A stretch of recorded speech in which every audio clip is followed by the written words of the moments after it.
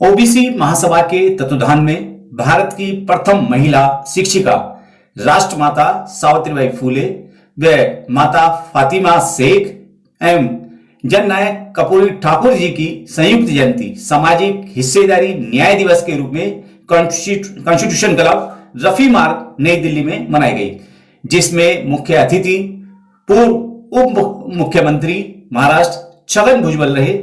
कार्यक्रम के उद्घाटनकर्ता राष्ट्रपति पदक से सम्मानित समता सैनिक दल के पूर्व राष्ट्रीय अध्यक्ष व मुख्य संरक्षक डॉक्टर AR जोशी द्वारा बहुजन ओबीसी समाज के जननायक व नायिकाओं के चित्र के समक्ष दीप प्रज्वलित कर व फूल माला द्वारा श्रद्धासुमन अर्पित किए।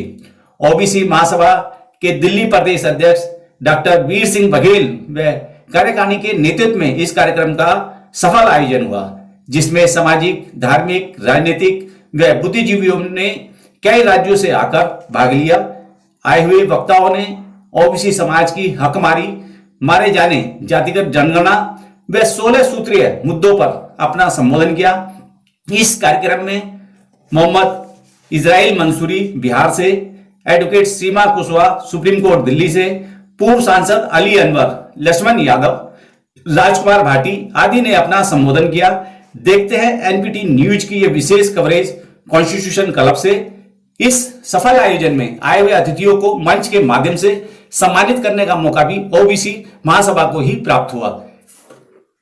ओबीसी महासभा के 21 राज्यों की टीम की इकाई की ओर से और पूरे कोर कमेटी की ओर से मैं आमंत्रित करता हूं कि आप आएं और हमको मार्गदर्शन प्राप्त करें दें। परम आदरणीय, परम सम्माननीय माननीय छगन भुजबल साहब। छगन भुजबल साहब संघर्ष करो, भुजबल साहब संघर्ष करो। ओबीसी महासभा जिंदाबाद, जिंदाबाद, जिंदाबाद। ओबीसी महासभा जिंदाबाद, जिंदाबाद, जिंदाबाद। जय जवान, जय किसान, जय ओबीसी, जय संविधान।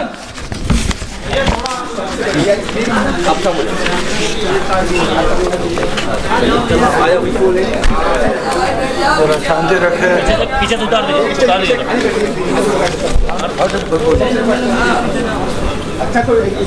ओबीसी महासभा की ओर से जो आज के जो सभा का आयोजन किया है, उसमें जो कुछ नाम मुझे लिखकर दिए हैं, ऐसे तो बहुत सारे महानुभाव हैं। डॉक्टर जोशी,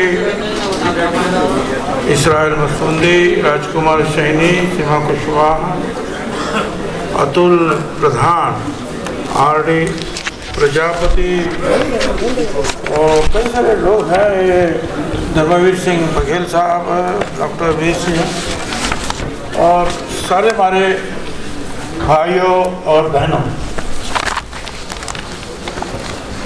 जैसे कि मुझे बताया गया और पर्ची में जो लिखा गया मेरे लिए कि आज सावित्रीबाई फूले और प्रथम मुस्लिम शिक्षिका फातिमा शेख और जननायक कर्पूरी ठाकुर, इनके जयंती के उपलक्ष्य में यह कार्यक्रम आयोजित किया गया है। मैं इन सभी को जो है वंदन करता हूं। एक बड़ी दुख की बात है कि हाल ही में जो है हमारे मंडियों के मसीहा शरद यादव जी हमारे में नहीं रहे।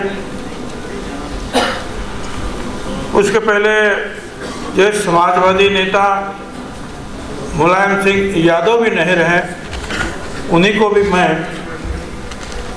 श्रद्धांजलि अर्पित करता हूँ।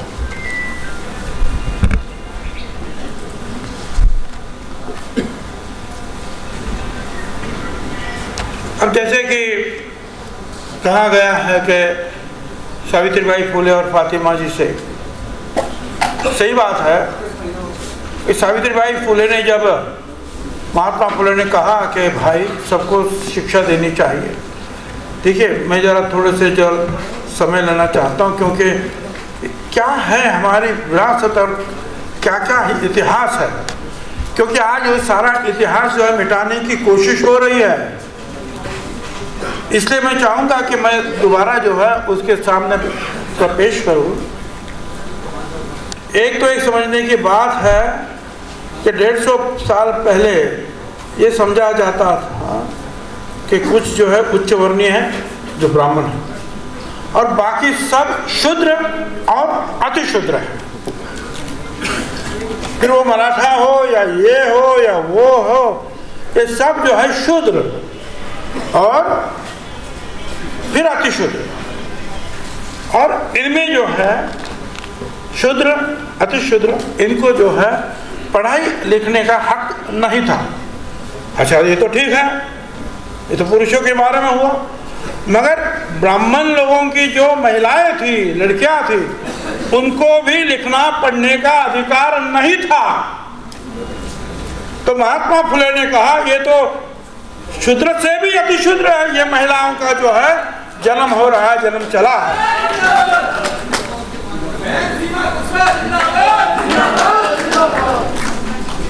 मैं रुकूं क्या?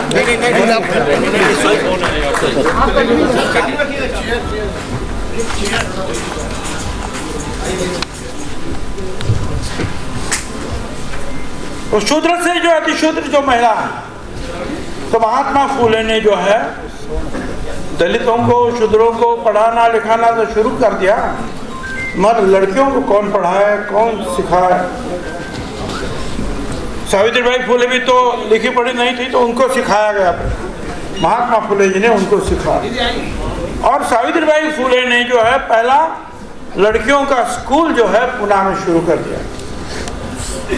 और ये ध्यान में रखिए, उस पहले दिन उस स्कूल में जो लड़कियां आई थी, 6 लड़कियां आई और 6 के 6 लड़कियां जो है वो ब्राह्मण समाज की थी, ब्राह्मण थी, 6 के 6 लड़कियां। और तभी से जो है ये लड़कियों, और उस समय उनका साथ दिया था फातिमा भी शेख ने। फिर वो मुस्लिम हो या हिंदू हो, हम ही सब लोगों ने उनका विरोध किया था, हम ही लोगों ने पत्थर हम ही लोगों ने मारे थे। हमको कहा ना पत्थर मारो, ये पाप है, हमने मार दिया। गोबर उछालो उनका, हमने किया, क्योंकि इतनी अकल तो हमारे पास कभी भी नहीं थी। अपने लोगों के ऊपर जो अच्छे काम कर रहे थे उनके साथ लड़ाई हमने की।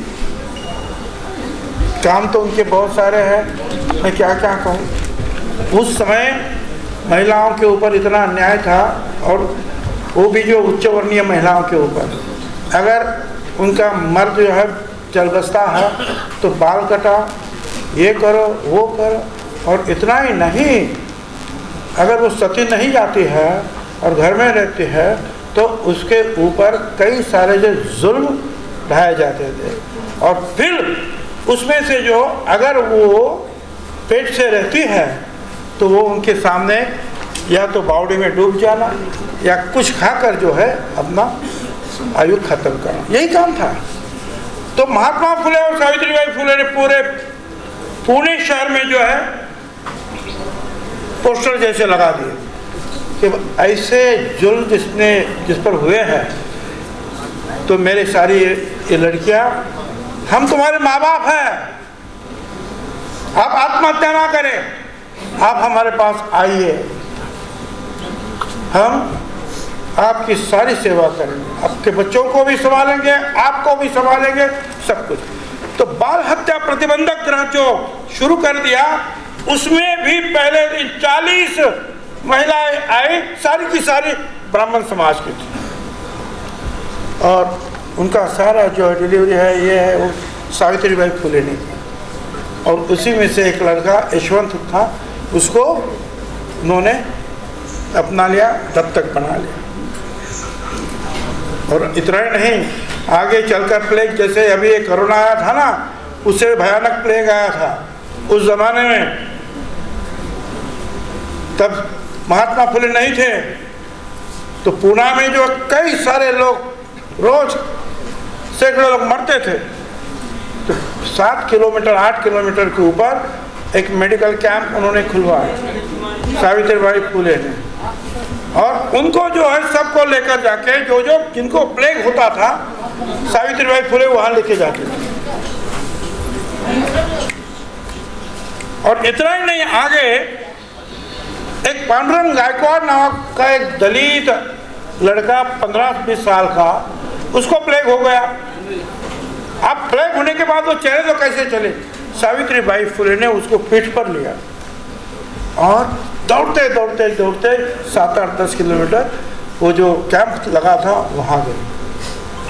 तो यशवंत जो उनका डॉक्टर बना था दत्तक, उन्होंने कहा कि माँ तुमको प्लेग हो जाएगा। तो वो कहती है अगर महात्मा फुले रहते तो क्या घर में बैठते? और फिर आगे चलकर वही हुआ, सावित्रीबाई फुले को भी प्लेग ने पकड़ा और उनका जो है उसमें अंत हुआ। तो ऐसी सारी जो है हमारे सामने लोग, ये सारा इतिहास मिटाने की कोशिश हुई।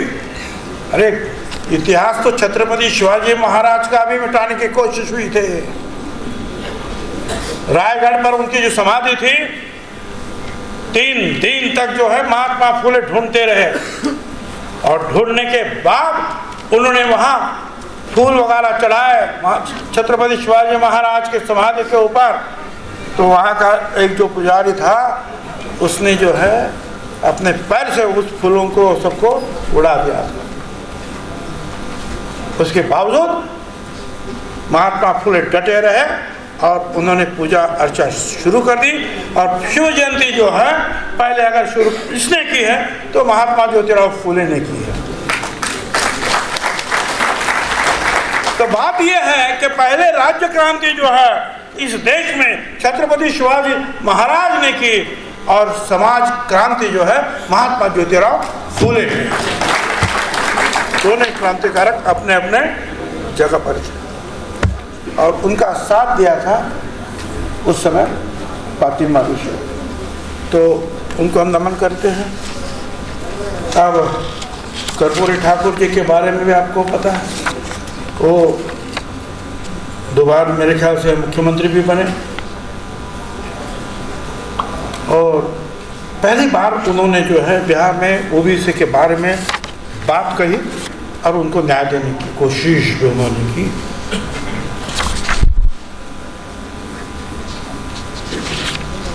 ये बात नहीं कि बहुत सारे दूसरे लोग भी हैं, पेरियार स्वामी है, काशीराम जी हैं, कई सारे लोग हैं बिहार के भी जो है हमारे कई सारे लोग। कितने लोगों के घर में जो है महात्मा ज्योतिराव फुले या काशीराम जी या कर्पूरी जी ठाकुर या क्या सावित्रीबाई फुले, बाबा साहब अम्बेडकर, इनकी तस्वीरें हैं क्या भाई? नहीं। देखिए इतने लोगों के पास तो आधे भी नहीं है। जिनके पास है सब यहीं आ गए। बाकी वाले घर में आराम कर रहे हैं। आधे भी नहीं है। तो कम से कम वो तो तस्वीर लगाओ। हमारे घर में बाकी सब लोगों की तस्वीर होती है। हमने पहले जो है एक सत्यशोधक समाज जो महात्मा ज्योतिराव फुले ने शुरू कर दिया कि सत्य जो का है उसको ढूंढो, उस पर विश्वास करो, असत्य के ऊपर विश्वास मत करो। तो 150 साल उसके पूरे हुए तो उनका जो कुछ काम जो उनमें कर रहे थे उनका सम्मान हमने किया। शरद पवार जी जो अध्यक्ष थे, तो मैंने कहा कि भाई हमारा तो हमको सिखाने की बात जो है वो तो महात्मा फुले ने की, सावित्रीबाई फुले ने की, डॉक्टर बाबा साहब अम्बेडकर ने की, और सारे जो हमारे जो वहाँ के भवराव पाटिल रैत शिक्षण संस्था 4 लाख लड़के पढ़ते हैं वहाँ, अम्बेडकर साहब ने की। तो हम उनकी पूजा करें। हमने कहा भाई आप लोग तो स्कूल में जहाँ जहाँ जाते हैं सरस्वती की पूजा करते हैं, हमने तो उनको कभी देखा नहीं। कितने स्कूल उसने खोले हैं, उनकी खुद की क्या पढ़ाई थी भाई? कुछ लोगों को उन्होंने पढ़ाया, अच्छा पढ़ाया समझो पढ़ाया, तो सिर्फ 1.5-2% लोगों को, 2% लोगों को पढ़ाया। 98 हम लोग थे, हमको क्यों नहीं पढ़ाया? तो हमने कहा कि भाई जिन्होंने तुम्हारे लिए जो है सब पत्थर झेले हैं और स्कूल तुम्हारे लिए खुले हुए, उनकी पूजा करो। अब जैसे हमने कहा, दूसरे दिन से जो है हमारे घर के ऊपर, ऑफिस के ऊपर नारेबाजी शुरू हो गई। छगन भुजबल ऐसा है ना, छगन भुजबल वैसा है। और फिर जो है घर के सामने आकर सरस्वती जी को जो फ्रेम लगाकर पूजा करते हैं। मैंने करो पूजा करो, आप जरूर पूजा करो, यहाँ करो, घर में करो। स्कूल में जो है वो महात्मा फुले अंबेडकर जी और सावित्रीबाई फुले की पूजा होनी चाहिए। स्कूल के बच्चों को समझे तो सही, इन्होंने क्या क्या किया हमारे शिक्षा के लिए, क्या कष्ट उठाए। से ज्यादा हमें उनको फॉलो करना है। ठीक है मैम, हम बहुत करते आए हैं सब। बड़े बड़े वही कह रहे हैं, वो भी यही कह रहे हैं। आए बाद में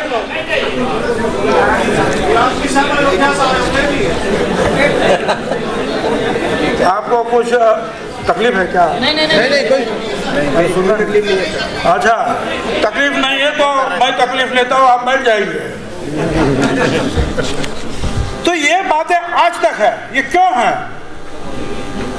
ये क्यों चल रहा है? क्योंकि उनको जो इतिहास तुम्हारे सामने नहीं लाना है, हमारे जो अकाउंट्स है उनको तुम्हारे सामने नहीं लाना है, छुपाना है, ताकि तुम ऐसे ही जो है अंधविश्वास में जो है पड़े रहो, अंधविश्वास में जो है पूजा करते रहो, पूजा पाठ करते, आरक्षण को विरोध करते हैं। और सारे मंदिरों में जो है अलिखित आरक्षण एक ही समाज का है।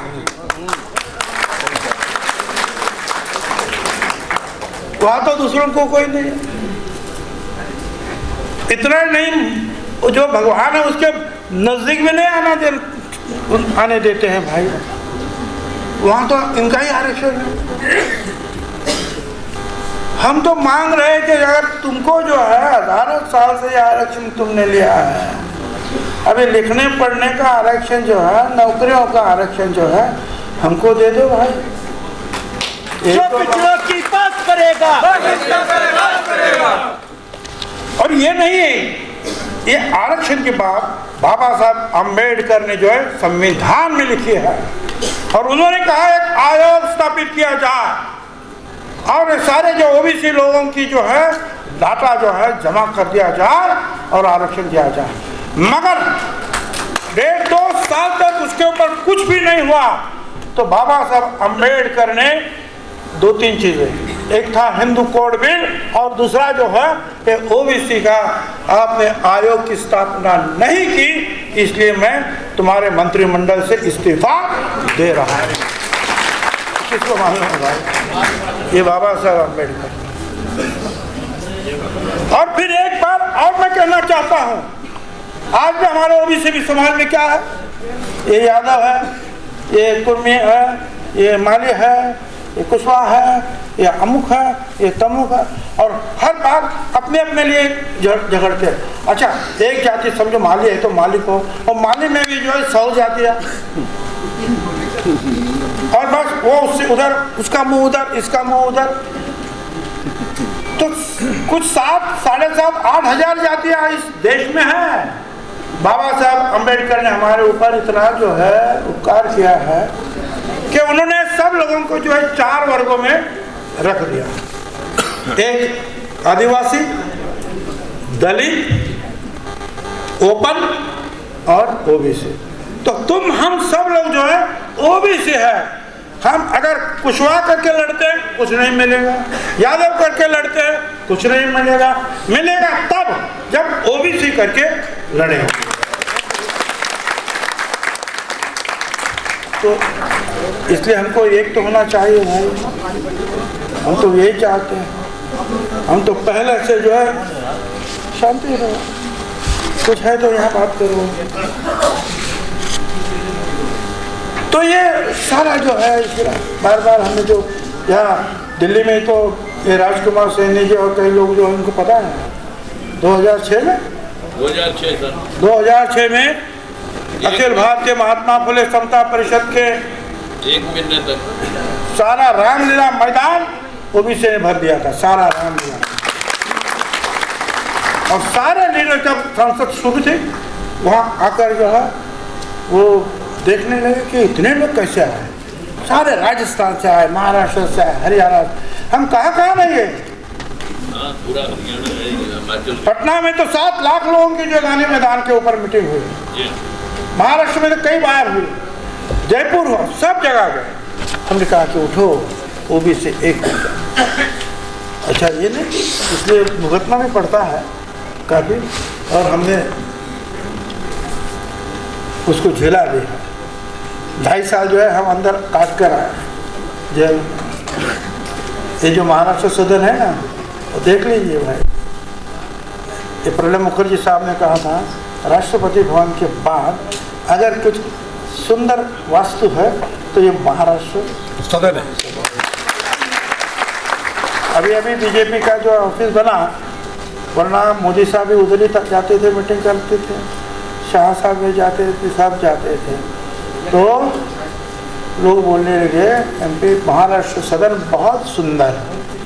तो पीछे वाला बोलता है मगर करने वाला अंदर।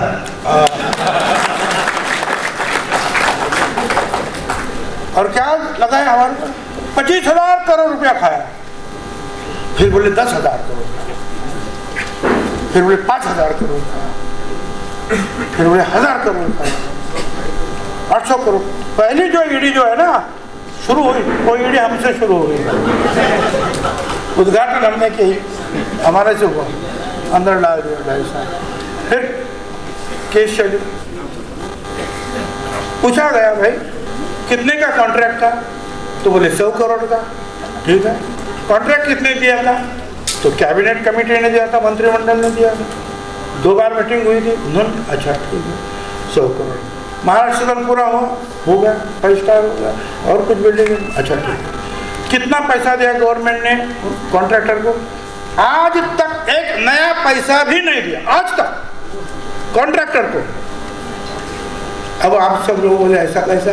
ऐसा ही है भाई। महाराष्ट्र गवर्नमेंट ने जो महाराष्ट्र सदन बन गया 5 स्टार, पूरा एयर कंडीशन डिस्प्ले प्लांट के साथ, एक नया पैसा नहीं दिया है।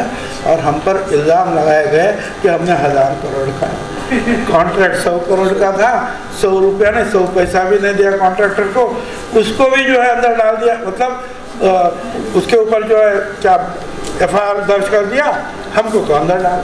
तो ये होता है इसलिए कि आप वहाँ ज्योतिबा फुले को लगाए, पेरियार। हाँ बिल्कुल, वहाँ जो है दिल्ली में और कहीं छत्रपति शिवाजी महाराज का पुतला है बहुत बड़ा, और उसके बाद उतना ही बड़ा महात्मा ज्योतिराव फुले, डॉक्टर बाबा साहेब अम्बेडकर, साहू महाराज, इन सभी के पुतले हैं। तो वो तो है, किसका दर्द कहाँ है, किसका दुख कहाँ है, मंदुक कहाँ है, क्या। चलो ठीक है, मैं उनको कहना चाहूँगा, गुरुरे वक्त तुझको बात इतनी कौन समझाए, गुरुरे वक्त तुझको बात इतनी कौन समझाए, वो सुर वो सर झुक नहीं सकता जिसे कट जाना आता है। अंदर डालो और बाहर निकालो, कुछ भी करो, हम तो जो है जो दिल में ठान लिया है कि हम पिछड़ों के लिए लड़ेंगे, हम फुले, साहू अम्बेडकर, पेरियार स्वामी, कर्पूरी जी ठाकुर, इनके रास्ते पर चलेंगे, लड़ेंगे। मंडल आयोग हुआ और हमने जो है, हम महाराष्ट्र में विधायक भी थे और महापौर थे मुंबई के दोबारा। शरद यादव साहब भी आए थे, वो कह रहे थे कि आप चलिए, VP सिंह साहब आपको बुला रहे हैं ओबीसी की डोर संभालने के लिए। मगर तब जो है जनता पार्टी मुंबई शहर में जो है इतनी मजबूत नहीं थी, और शिवसेना से निकलना इतना आज के जैसा आसान नहीं था। फिर भी जो है हम निकल गए और शरद पवार साहब के साथ गए, और फिर जालना में जो है मीटिंग हुई 1 लाख लोगों की, और वहाँ हमने कहा कि हमको मंडल आयोग लागू करो, और उसी 1 लाख लोगों की मीटिंग में पवार साहब ने जो है मंडल आयोग पहली बार हिंदुस्तान में वहां लागू हुआ। शिक्षा में दिया, नौकरियों में दिया और पॉलिटिक्स में भी दिया। उसके बाद जब मंडल आयोग के बाद शुरू हुआ, कमंडल शुरू हो गया, कमंडल यात्रा। कमंडल यात्रा। तो कमंडल रथ यात्रा तो ध्यान में है, मगर मंडल यात्रा को सब भूल गए भाई, है ना। अब करेंगे, विरोध हुआ, कोर्ट में केस गई, 9 जजों के सामने सुप्रीम कोर्ट में केस चली और कोर्ट ने कहा कि ओबीसी का आरक्षण बिल्कुल सही है, उसमें गलती कुछ नहीं है, देना चाहिए। बार बार हमको पूछा जाता है कि भाई इसका जो है लोग कितने हैं, इनके लोग कितने हैं, लोग कितने हैं, लोग कितने। 1931 में लास्ट जनगणना जो ब्रिटिश गवर्नमेंट ने की, उसमें जो लिखा गया कि 54% ओबीसी है। उसके बाद में तो ये महायुद्ध शुरू हुआ, ये हुआ, वो हुआ, फिर कुछ नहीं हुआ। फिर हमने कहा कि भाई ओबीसी का जो आयोग निर्माण हुआ वो कालेलकर आयोग निर्माण हुआ। कालेलकर आयोग ने राष्ट्रपति को लिख दिया कि ओबीसी को आरक्षण देना चाहिए, ये करना चाहिए। फिर कुछ गड़बड़ हुआ, फिर कालेलकर ने लिख दिया, वो तो मैंने लेटर तो लिखा है मगर मेरा विरोध है। ब्राह्मण रहा होगा, प्रेशर आया, पता नहीं किसका। पहले तो कहा कि कालेलकर कमेटी ने कि ये सब ठीक है दो, और फिर लेटर लिखा कि मत दो। उसके बाद में मंडल साहब आया और फिर वीपी सिंह साहब के समय ये हमको लागू हो गया। अब ये शुरू रहा, हम जाते रहे 27%, 54 के आधा 27% दे दो भाई। कुछ लोगों ने दिया, हमारे यहाँ मिला, कुछ कम मिला, ज्यादा मिला, शुरू। 2010 में एक केस लड़ी सुप्रीम कोर्ट में, कृष्णमूर्ति केस, और उसमें जो है एक इस बात रखी गई कि भाई ये आरक्षण को क्यों, इनकी संख्या कितनी है। पहली बार उसको कृष्ण उन्होंने कहा कि 3 सूत्री जो है आरक्षण दे दो। क्या 3 सूत्र है? एक, जहाँ ट्राइबल आदिवासी है जो ब्लॉक में है, जिले में, उसके संख्या के मुताबिक दे दो। अच्छा, एक ये हो। फिर दूसरा है कि 50% के ऊपर आरक्षण नहीं देना चाहिए। तो अगर समझो कुछ किसी जगह 30% आदिवासी है तो बचा कितना? 20-50। फिर उसमें दलित है, फिर ये है, फिर हमको 5-10 मिला, कहीं 2%, कहीं 5-10, कहीं आदिवासी नहीं है तो 27%। और उसका एम्पिरिकल डाटा चाहिए। वो 3 बातें होंगी।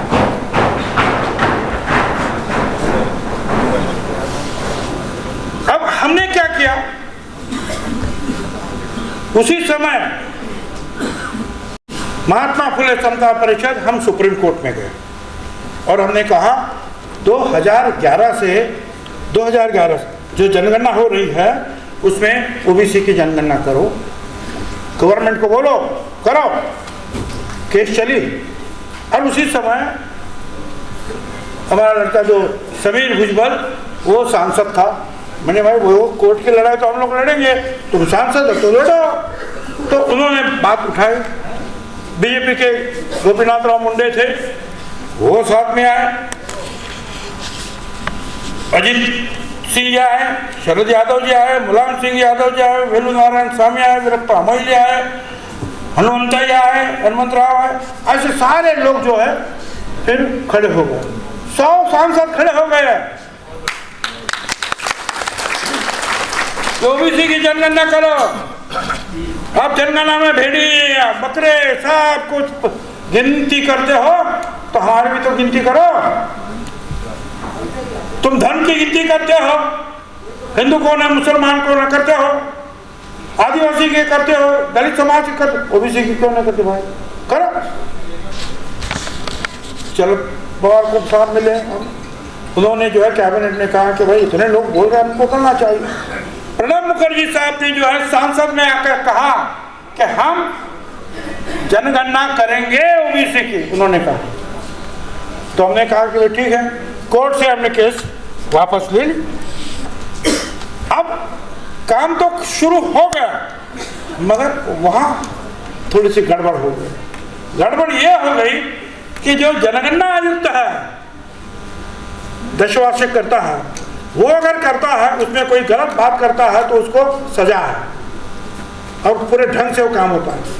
ओबीसी की जनगणना उन्होंने गांव में जो है ग्राम विकास खाते को बोला तुम करो, और शहर में कहा कि शहर विकास निगम जो है वो करे। अच्छा भाई ठीक है, वो करो। अब वो सारा डाटा जमा हुआ 2014 में 15 में, वो तैयार होकर गवर्नमेंट में आया, और तब गवर्नमेंट था मोदी साहब का। तब जेटली साहब ने कहा कि हमारे पास से सारा डाटा आ गया है, हालत बहुत बदतर है, औरतें अभी भी स्कूल में नहीं जा सकती है, ओबीसी के कष्ट के काम करते हैं, एजुकेशन नहीं है, उनकी हेल्थ बराबर नहीं है, आंकड़ा नहीं बताया। अब इसके आगे क्या होता है देखिए, देखो ये इतिहास में तुमको समझा रहा हूं कि क्या क्या इतिहास कैसा बदलता जा रहा है, और आज हम मांग जो करते हैं वो क्यों कर रहे हैं। अब ये तो चलता रहा, 2010 के बाद 27%, 27% आरक्षण मिलता रहा। 2017 में बीजेपी का एक विकास गौली नामक लड़का जो है, या इंसान, सुप्रीम कोर्ट में वापस गया। बोलो इन्होंने जो है 2010 में जो कहा था एम्पिरिकल डाटा ना ये ना वो, ये नहीं किया महाराष्ट्र सरकार ने, इसलिए उनको ओबीसी का आरक्षण मत दो। और वहां के जो जज साहब थे उन्होंने कहा कि बराबर है, ओबीसी का आरक्षण नहीं दिया जाएगा महाराष्ट्र। हम बैठ गए, कह रहे थे करें क्या, जल्दबाजी में एक आयोग किया, वो भी नहीं हुआ। अच्छा ठीक है, फिर मध्य प्रदेश की बारी आई तो दूसरे लोग गए कोर्ट में, भाई इसने भी तो नहीं किया एम्पिरिकल डाटा वगैरह जमा, इनको भी ओबीसी का आरक्षण नहीं दे सकते। अब गड़बड़ हो गई, तो शिवराज चौहान ताबड़तोड़ दिल्ली में आ गए, फिर कुछ चक्कर चले, फिर कुछ जो है आयोग किया गया, कुछ जमा कर दिया। जो अच्छा, उसकी पहले की बात यह है कि हम उसी कोर्ट में गए थे और हमने कहा था कि एक मोदी साहब की गवर्नमेंट हमको डाटा नहीं दे रही है, ये डाटा सारे देश की प्रॉपर्टी है, 5-6 हजार करोड़ खर्चा हुआ है, तो उसमें बोले कुछ त्रुटियां हैं। तो हमने बोला कि हमारे को हमको दे दो, मध्य प्रदेश का मध्य प्रदेश को दे दो, कर्नाटक को दे दो, त्रुटियां जो है दुरुस्त करेंगे। अच्छा, सुप्रिया सुले संसद समिति में थी, वहां उन्होंने कहा कि ओबीसी का डाटा है, सिर्फ 1% जो है त्रुटियां है। 1% त्रुटियां तो चलता है, मगर जब हमने कोर्ट में कहा कि अब इनको कहो कि यह डाटा हमको दे दो भाई, तो तुषार मेहता साहब आए। अब वो तो करे क्या, गवर्नमेंट ने कहा, उन्होंने 2 दिन के बाद कहा कि डाटा तो हमारे पास है मगर वो ओबीसी का नहीं है। सांसद ने कह रहे हैं कि डाटा ओबीसी का है, हमने मांग की थी ओबीसी का जमा है, डाटा जमा है, फिर बोलते हैं ओबीसी का नहीं है। अब कोर्ट के सामने हम क्या कहें, उन्होंने कहा कि भाई ये तो कहते हैं कि ओबीसी का डाटा ही नहीं है वो, तो तुमको नहीं मिलेगा। फिर जैसे कि आगे मैंने कहा कि मध्य प्रदेश अटक गया, तो मध्य प्रदेश ने आयोग कर दिया, फिर हमने भी वैसे कर दिया, और फिर उसी कोर्ट में जो है तुषार मेहता साहब आए मध्य प्रदेश के लिए, और उन्होंने कहा कि भाई आरक्षण दे दो इनको, फिर हमको भी मिल गया। अभी यूपी अटक गई, यूपी, उत्तर प्रदेश, वहां भी कहा गया कि डाटा कहाँ। अब 1 या 2, एक राहुल गांव करके और ये 2 बीजेपी के जवान जाते हैं हमारे खिलाफ, महाराष्ट्र के है, और सारे देश को जो है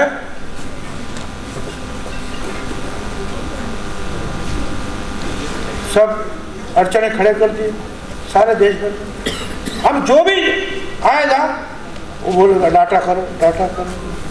तो ये सारा चला है ना, समझ जाओ। तो हमको विधानसभा और लोकसभा में आरक्षण तो नहीं है, मगर जिला परिषद, पंचायत समिति, ये वो नगर परिषद, वहाँ आरक्षण था, वो भी धोखे में लाने का काम हो गया है। और कैसे कैसे उसने रास्ता बताया।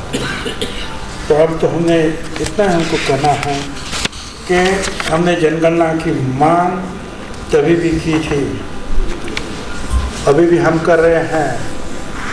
नीतीश कुमार, तेजस्वी यादव, इन्होंने हिम्मत से जो है काम लिया है। बहुत बढ़िया।